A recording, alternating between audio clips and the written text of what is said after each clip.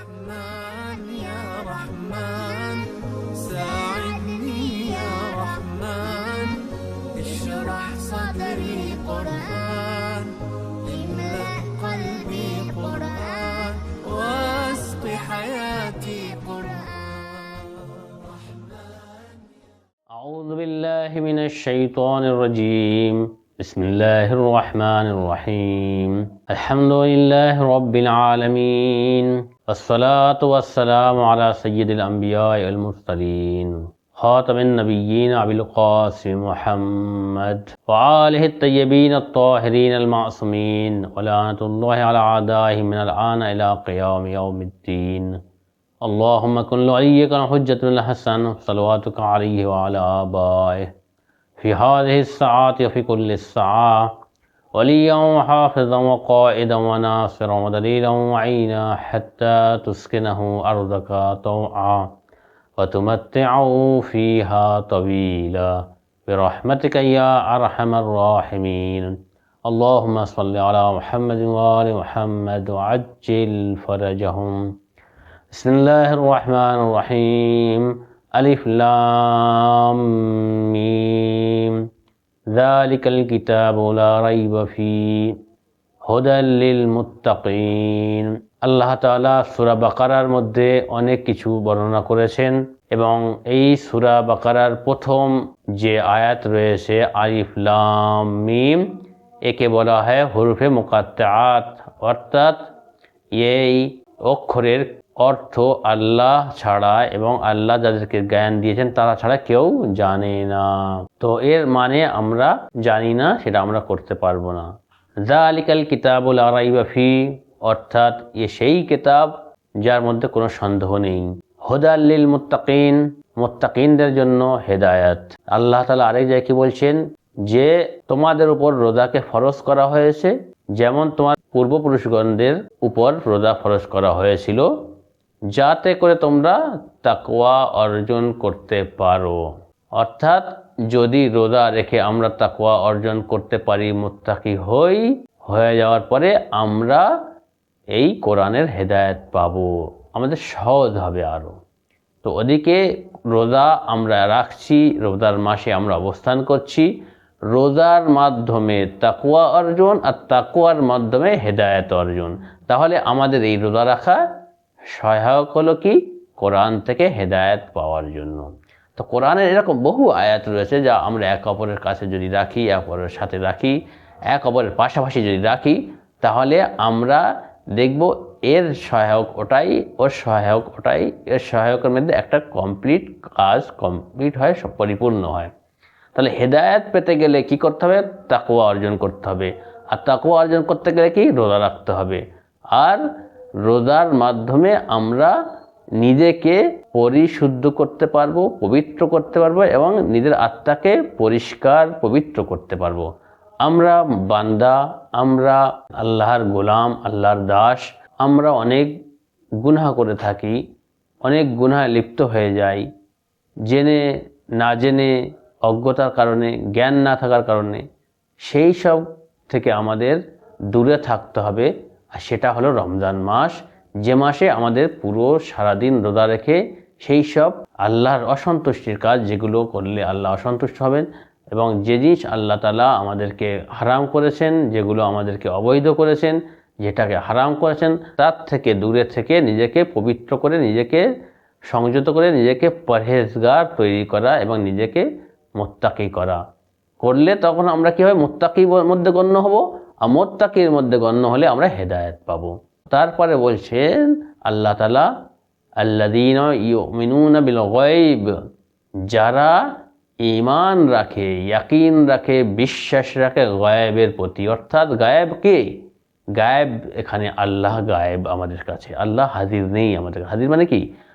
মানে আল্লাহ তো নিরাকার, আল্লাহ যেরকম মানুষ আমাদের সামনে আছে এরকম উপস্থিত নেই। সেই জন্য আল্লাহ তাআলা যে অদৃশ্য রয়েছে, গায়েব রয়েছে আমাদের দৃষ্টির থেকে, গায়েবের উপরে ঈমান রাখা এবং আরও অন্যান্য জিনিস যেরকম ইমাম মেহেদী আলাইহিস সালাম আমাদের থেকে গায়েব রয়েছেন, তার প্রতি ঈমান রাখা।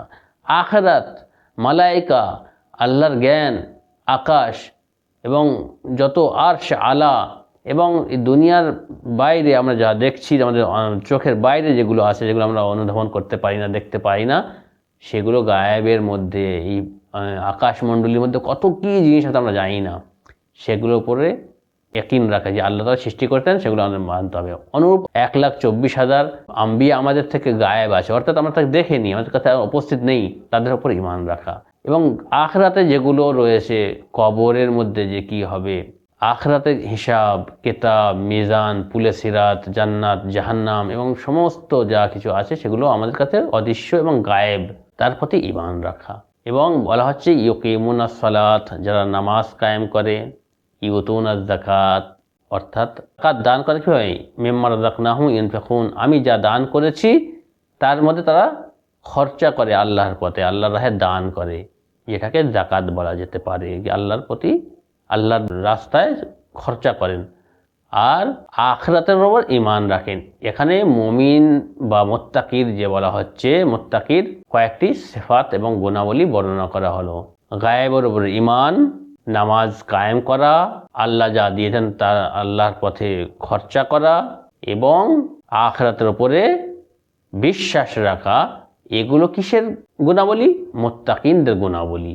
এই সব গুণাবলীর মাধ্যমে আমরা মুত্তাকি হতে পারি। এইগুলো আমরা কাজ সম্পাদন করলে আমরা তাকওয়া অর্জন করতে পারবো। তো এইভাবে যদি আমরা দেখি কোরআনে যে আল্লাহ তাআলা যে আয়াতগুলো আমাদের কাছে দিয়েছেন, যেগুলো পাঠিয়েছেন, সেগুলো আমাদের কাছে হেদায়েতের জন্য পাঠিয়েছেন, সেগুলো আমাদেরকে উপহার পাঠিয়েছেন। আমি একটি উদাহরণ দিই আপনাদের কাছে। যদি কোনো ব্যক্তি আপনাকে কেউ গিফট দান করে, গিফট নেওয়ার পরে আপনি সেটা বাড়িতে গিয়ে খুলে দেখবেন, বা যে দান করেছেন সে চলে যাওয়ার পর তার আড়ালে আপনি খুলে দেখবেন যেটা এর মধ্যে কি আছে দেখি। তো দেখার পরে সেটা যদি কোনো চিঠি থাকে তো আপনি পড়বেন, কি বলে সেটা আমরা দেখব। যদি কোনো জিনিস থাকে সেটাকে আমরা পরিদর্শন করব। যদি কোনো ঘড়ি থাকে ঘড়িটা ব্যবহার করব, সেটাকে আমরা কাজে লাগাবো। তো আল্লাহ তাআলা আমাদেরকে সর্বোত্তম যে গিফট দিয়েছেন, নবী দিয়েছেন, কোরআন দিয়েছেন, আহলে বায়াত দিয়েছেন। তো আমাদের কাছে যে কিতাব দান করেছেন আল্লাহ তাআলা, এটি একটা আমাদের গিফট। সেই গিফটকে যদি আমরা বন্ধ করে ঘরের মধ্যে রেখে দেই, তার থেকে যদি উপকৃত হই, তাহলে আমাদের সেই গিফটের কোনো মর্যাদাই আমাদের কাছে থাকলো না। যেমন যদি কোনো বন্ধু যদি গিফট দেয়, সেটাকে না দেখে না পড়ে সেটাকে যদি আমরা ঘরের মধ্যে আলমারির মধ্যে ঢেকে যদি রেখে দেই, তাহলে সে গিফটের কোনো মানেই হলো না, কোনো অর্থই হলো না। সে যে চিঠি দিয়ে থাকে, তাহলে চিঠিটা আমাদের পড়া দরকার, কি বলছে তার বার্তাকে আমাদের দেখা দরকার। অনুরূপ কোনো যদি গিফট দেয় ব্যবহার করার জন্য, সে ব্যবহার করলে তবে তো আমরা তাদের থেকে উপকৃত হব, কিন্তু সে উপকৃত আমরা হতে পারছি না, তাহলে সে গিফট দেওয়া মানে ব্যর্থ। তো অনুরূপ আল্লাহ তাআলা আমাদেরকে কোরআন যে গিফট দান করেছেন, সেই গিফটটাকে যদি আমরা জুজদানে তুলে নিয়ে সেটাকে আমরা পেঁচিয়ে যদি রেখে দেই কোথায়, আলমারির ভিতরে, আর সেটা যদি ব্যবহার না করি, তাহলে এর কোনো উদ্দেশ্যই সফল হলো না। যে উদ্দেশ্য আল্লাহ তাআলা আমাদেরকে গিফট দিয়েছিলেন, সে উদ্দেশ্য সফল হলো না। সেই জন্য আমাদের সেই গিফটটা খুলে দেখে পড়তে হবে যে আল্লাহ তাআলা আমাদের কি আদেশ দিয়েছেন সেটাকে পালন করা, আর কি আমাদের নিষেধ করেছেন, যাতে তিনি সেই কাজ আমরা যদি করে থাকি তাহলে সেই অসন্তুষ্ট হবেন। অসন্তুষ্টি থেকে বাঁচার জন্য তিনি যে জিনিস আমাদেরকে মানা করেছেন, সেই কাজ থেকে আমরা বিরত থাকব, তার থেকে দূরে থাকব। তো এইভাবে আমরা কোরআনকে নিয়ে যদি গবেষণা করি, কোরআনের আয়াত নিয়ে গবেষণা করি, কোরআনের এই সূরা নিয়ে যদি আমরা এই রমজান মাসে আলোচনা করি, তাহলে আমরা কোরআনের কিছু কিছু আয়াতের কিছু অনুধাবন করতে পারবো, আর কিছু জ্ঞান অর্জন করতে পারবো। আর তার মাধ্যমে আমরা হালাল বৈধ জিনিসকে আঞ্জাম দিতে পারবো, এবং অবৈধ এবং হারাম জিনিস থেকে আমরা বিরত থাকতে পারবো। এইভাবে আমরা কোরআনের সাথে সম্পর্ক গড়বো, নিজের সন্তানদেরকে কোরআনের সাথে সম্পর্ক গড়াবো। এবং যারা কোরআন শিখতে চান তারা শিখুন, আসুন। এই মাসে কোরআনকে শেখানো উত্তম কাজ। রাসূলুল্লাহ সাল্লাল্লাহু আলাইহি ওয়া আলিহি ওয়াসাল্লাম কি বলেছেন? খায়রুকুম মান তাআল্লামাল কোরআন ওয়া আল্লামাহ, তোমাদের মধ্যে সর্বোত্তম সেই ব্যক্তি যে নিজে কোরআন শিখেছে এবং অন্যদেরকে কোরআন শিক্ষা দান করেছে। তাহলে আমরা যদি কোরআন না শিখি তাহলে আমাদের দরকার আমরা কোরআন শিখব, আমরা যারা কোরআন জানে তাদেরকে শিখব, আর যারা কোরআন জানে তাদের দরকার অন্যদেরকে শিক্ষা দান করা। শিক্ষা হলো কি? এটা একটি জাকাত। জানেন যে সব জিনিসে একটি জাকাত রয়েছে। সে জাকাতুল ইলমে কি? জাকাতুল ইলমে নাশরহু, অর্থাৎ ইলমের জ্ঞানের জাকাত হলো কি? তাকে নাশর করা এবং সেটাকে প্রসার করা, অন্যদেরকে দান করা, এটা হলো তার জাকাত। অনুরূপ জাকাতুল বাদান আস-সাওম কি বলা হয়েছে? যে আমাদের দেহের যে বলা হয়েছে কি? দেহের যে জাকাত, সে জাকাত কি হলো? জাকাত হলো রোজা রাখা। আমরা যে 11 মাস আমরা খাচ্ছি বা আমরা যে খেয়ে এসেছি তার জন্য তার জাকাত দিতে হবে কখন? রমজান মাসে। রমজান মাসে গিয়ে আমরা 1 মাস দিনের বেলা খাওয়া থেকে বিরত থাকব। তো এটা হলো কি? আমাদের দেহের জাকাত। আর জাকাতুল মাল কি? আশরো। এইগুলো কি হয়? যে আমরা জাকাত দেই, মালের জাকাত কি? 10 ভাগের 1 ভাগ দান করতে হবে। সেটা আল্লাহর পথে গরিব ফকির মিসকিন যেটা খাত রয়েছে সেই খাতে 8টি খাত রয়েছে, খাতে বন্টন করতে হবে।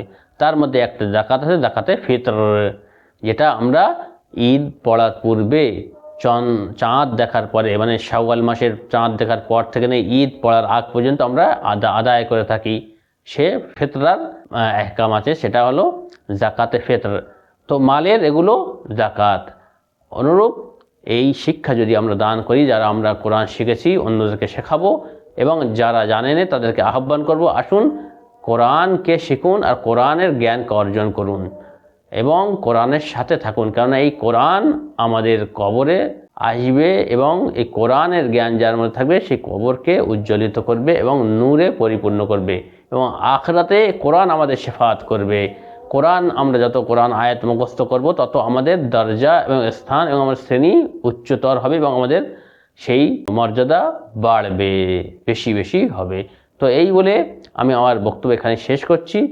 তবে আপনারা যদি কোনো রোজা সম্পর্কে, নামাজ, রোজা, পাক নাপাক, তাহারাত মুতাহারাত, ওযু, গোসল, তায়াম্মুম এ সম্পর্কে যদি আপনাদের কোনো প্রশ্ন থাকে আপনারা প্রশ্ন করতে পারেন আমাদের ইনবক্সে বা নিচে, যার মাধ্যমে আপনাদের প্রশ্ন নিয়ে আমরা আগামীতে আলোচনা করব। বা কোন বিষয়ে আপনাদের ভালো লাগে, কোন বিষয় আপনারা দেখতে চান, শুনতে চান এবং আপনাদের যেটা প্রয়োজন আছে বা আপনারা কারো সম্মুখীন হচ্ছেন সেই সব প্রশ্নগুলো আমাদের কাছে আপনারা পাঠাতে পারেন, আমরা এক এক করে উত্তর দেব। সাল্লাল্লাহু আলা মুহাম্মদ ওয়া আলিহি তাইয়্যিবিন আত-তাহিরিন। আমিন রাব্বাল আলামিন।